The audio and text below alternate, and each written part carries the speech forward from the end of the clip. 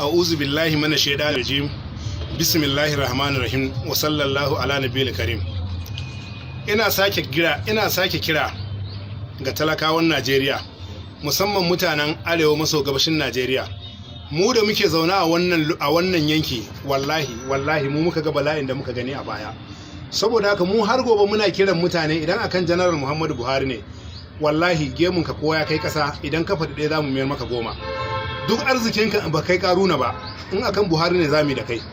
Duk talaucinka ko kim ne kai, akan Buhari zamu da kai. Saboda haka kullum muna addu'a a gwamnatin da ta shuɗe, Allah ya kawo mana mafi alkhairi. Allah ya kawo mana General Muhammadu Buhari, a lokacin sa aka inganta harkar tsaro.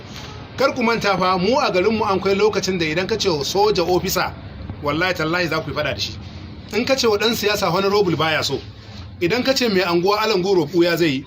Ko kun manta lokacin da muka gudu muka bar gidajenmu, da mu da iyayenku, kuma da iyayenmu, da 'ya'yanku da 'ya'yanmu, ana ɗaukan mu da raguna a samu a buɗin mota don mu samu mu fita a garin, mu fita da ranmu.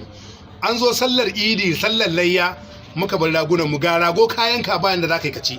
An yi wannan, ana ɗaukan ka da akwai a saka a but, a fita da kai dai a bar garin da kai. Idan trailer ta tsaya ko fatakwas za ta je, za ka ce a hau kai dai a bar garin ka da kai. Jama'a duk mun manta wannan, me muke mai ubangiji ya kawo mana ahuwa. Amma a yanzu dan tsabar rashin tunani, saboda biyan bukatar kanku, wasu tsiraru wai ku dattawan arewa, wasu tsiraru wai ku matasan arewa, kuna zagin Buhari, kuna challenge din gwamnatin Buhari saboda biyan bukatar kanku ta kanku. To mu a kullun abin da iyayenmu suka nuna mana a tarbiya, idan kana da kuɗi ko kana da mulki ko kana da ilimi, sai kana da zaman lafiya su tafi tare. Idan babu zaman lafiya, rayuwarka ba komai bace. Ni haifaffen garin Fataskun ne, suna na Alhaji Mata Yakubu, na kunduba dan wasan kwaikwayo daga Kannywood. Wannan hoton da zan nuna muku, jama'a ku duba, wallahi hoto ne. Wannan cikin shanun garin Fataskun ne. Wannan abin da aka yi shanu a garin Fataskun shekara ta 2012, aka zo aka bude wuta, wallahi shanun ɗiban su ake yi, ana zuwa ana binnewa, wasu ana konawa. Jama'a ba za mu manta wannan ba. Ku duba fa dabba aka yi wannan. To ku duba wannan abun fa mutuware ne. Wannan gawawwakin da kuke gani cikin mutuware na garin Fataskun ne. Mu muke ɗiban gawan nan muke kaiwa. Ku duba gawawwakin nan sosai, dan Allah dan Annabi, wane ne zai gane ubansa anan? Wa zai gane ɗansa anan? Wa zai gane yayansa anan? Ku duba fa abin da aka yi mana.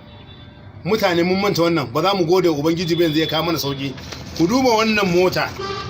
Wannan mota ce fa, ta zo ta tsaya da mutane masu sayan shanu, aka bude wa motar wuta da mutanen aka kona su. Haka aka cire gawan mutanen nan, ba za a gane daga ina suke ba. To abin da nake kira da jama'a, muna da dalilai masu karfi akan General Muhammadu Buhari. Buhari nan da kuke gani, duk duniya ta shaide shi ba barawo bane. Ba shi da gida a Ingila, babu a America, babu a Dubai. Gidajen nan guda biyu ne rak, ɗaya a Kaduna, ɗaya a Daura. Saboda haka mu abin da muke fata kuma muke gaya jama'a, ku duba girman Allah, ku yi Buhari adalci. Ku duba girman Allah, ku yi Buhari adalci. Ku tuna a baya fa, ku koma ku tuna baya fa.